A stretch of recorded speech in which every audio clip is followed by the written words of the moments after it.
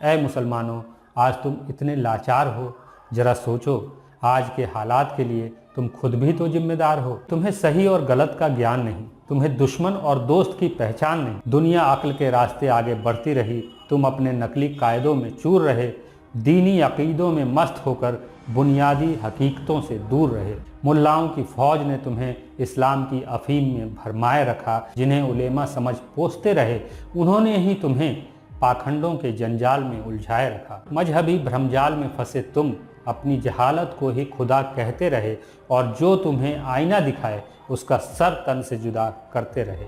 इसलिए ऐ मुसलमानों, तुम आज इतने लाचार हो, मौजूदा हालात के लिए तुम खुद भी जिम्मेदार। तुम नहीं जान पाए कि तुम्हारी बर्बादियों का गुनहगार कौन है। तुम नहीं समझ पाए कि तुम्हारे आज के हालात के लिए कसूरवार कौन है। तुम मरने के बाद के किस्सों पर झूमते रहे, लेकिन जीने का सलीका न सीख पाए।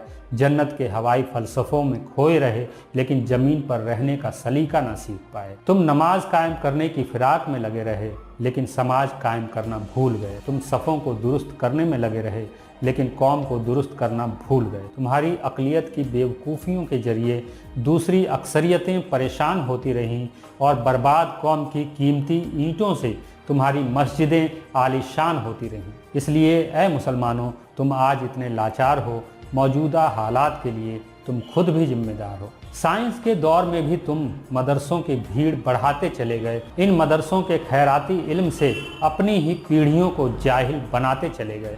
फिर इन्हीं जाहिलों की जमात से तुम मुल्लाओं की नस्लें बढ़ाते चले। आबादी बढ़ी, ज़रूरतें बढ़ी, चाहतें बढ़ी, हसरतें बढ़ी, तकनीक बढ़ी, विज्ञान बढ़ा, लेकिन तुम्हारी बुद्धि 1400 साल पीछे ही रही। दाढ़ी बढ़ी, लबादे बढ़े, मस्जिदें बढ़ी, मदरसे बढ़े, इस्लाम के जाली पर्चे बढ़े, आमदनी घटी, खर्चे बढ़े, लेकिन वक्त के साथ तुम्हारी अक्ल ना बढ़ पाई।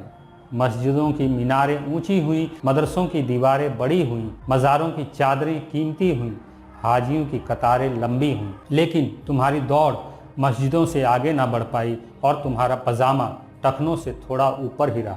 इसलिए ऐ मुसलमानों, तुम आज इतने लाचार हो, मौजूदा हालात के लिए तुम खुद भी जिम्मेदार हो। 30 दिन भूखे रहकर, 5 वक्त नाक रगड़कर, सऊदी को धनवान बनाकर, जक़ात की खैरात बांटकर तुमने क्या हासिल कर लिया?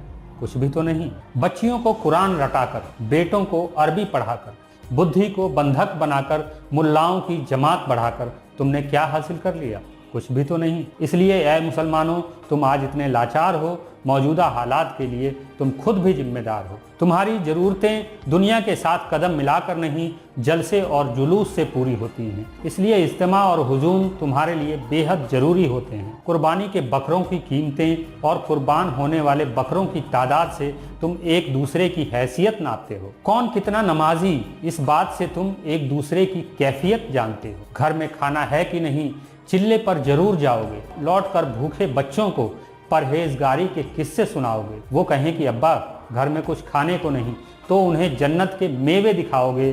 खैरात मांगकर ज़कात दोगे, कर्ज लेकर हज करोगे। इसलिए ऐ मुसलमानों, तुम इतने लाचार हो, मौजूदा हालात के लिए तुम खुद भी जिम्मेदार हो। झूठी हदीसों पर लंबी तकरीरें, शरीयत की मन माफिक तफसीरें, जहालत के कदमों तले रौंदी जाती बदहवास कौम की बदहाल तस्वीरें, कुरान की झूठी आयतों के नाम पर तबाह होती नस्लें और उनकी तकदीरें, कौम की तरक्की को रोकती फिक्र और फर्ज की लंबी जंजीरें। देवबंदी, बरेलवी, शिया या कादियान, अहले सुन्नत, वहाबी या अहले कुरान, 72 फिरकों में बटे हैं मुसलमान।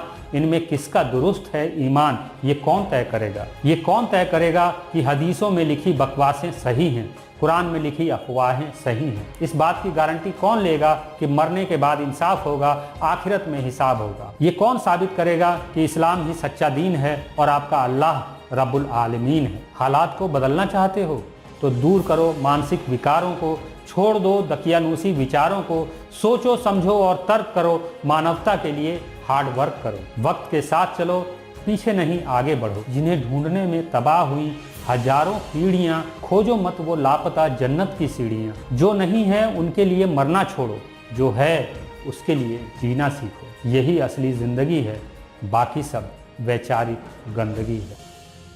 अगर आप मेरे विचारों से सहमति रखते हैं तो मुझे इस पेटीएम नंबर पर आर्थिक सहयोग भेज सकते हैं। मुझे आपके सपोर्ट की ज़रूरत है। इंसानियत जिंदाबाद।